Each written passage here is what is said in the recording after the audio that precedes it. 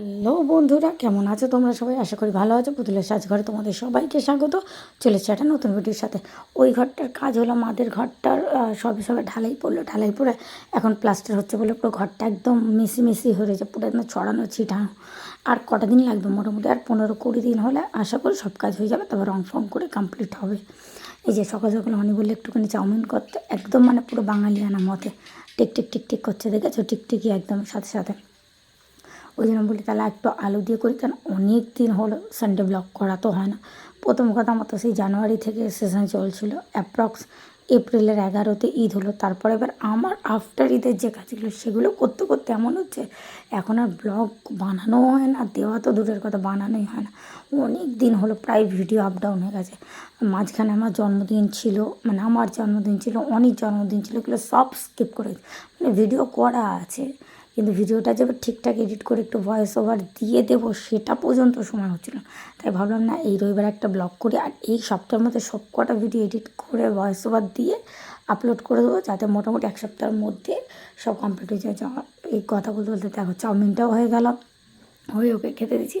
একদম সাদা মাটা করছি, জাস্ট আলুদের ডিমও দিইনি। ডিম না দেওয়ার কারণ হচ্ছে, প্রথম কথা দিলাম ফ্রিজ খুলে দেখলাম দুটোই ডিম, তাও বললাম থাক, আর চাউমিনের ডিম দিলে আপনি বাই চান্স যদি এমার্জেন্সিতে ডিমটা লাগে তাই। আর আমাদের এখানে তো কদিন ধরে জানো তো ঝড় বৃষ্টি ছিল, তো বাবা কী করেছে পরশু ওই ঝড় বৃষ্টি হতে অনেকটা বড় বড় কই মাছ না ধরেছিল।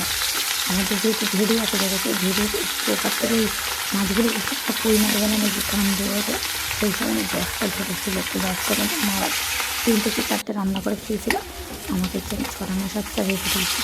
আজকে ওগুলো রবিবারের কাজের থেকে লাস্ট করে মাংস মানে সব মাছ করবো। আর পুকুর থেকে একটা কাতলা মাছ ধরেছিল, দুটো কাতলা দুটো কাতলা থেকে ও বাড়ির জন্য রেখে দিয়েছি, নিয়ে চলে যাবো। আর একটা বড় নাদিন রয়েছে, নাদিন রুইটা করতে করতে এই যে ওটা হচ্ছে মাছ করে নেবো, আর কই মাছটাও করে নেবো। আজকে ওই যে মাছ এমনিতেই এই সপ্তাহটুকুনি যাবে, এই সামনে শুক্রবার থেকে, মানে 17, 18, 19 3 দিন আমার দাদার এখানে, আমার নিজের দাদা বলতে আমার নিজের কাকার ছিল। তখন প্রচণ্ড হেভি খাওয়া দাওয়া হবে, ওই জন্য করে এই সব একটু লাইটের মধ্যে রাখি খাওয়া দাওয়াটা।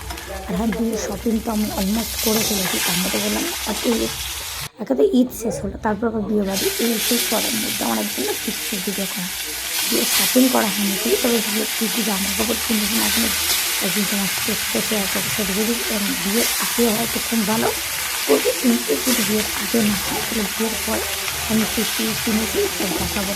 বিয়ের দিন সাথে ভিন্ন করবো আর বসতে গান করবো, এরকম একটা প্ল্যানিং করে রেখেছি। আমি দেখা যাক কতদূর কী হয়। দেখো তোমার সাথে গল্প করতে করতে অলমোস্ট 7-10টা হয়ে গেল। মাছ ভাজা হয়ে যাওয়া মানে মাছের ঝালের কিচ্ছু বাকি থাকে না, অলমোস্ট সব কমপ্লিট। মাছ পাই, আর সবথেকে বড় পুঁই মাছগুলো খুব বজ্জাত মানে আমার হাতে 3 জায়গার তেল ছিটিয়ে পড়েছে, অলমোস্ট আমার 3টে হাতে ফোসকা পড়ে পুড়ে গেছে। ওই জন্য এ দেখো এই 1 রাউন্ড এই মাছ আর একটা কই মাছ পুরো ভেজে রেডি।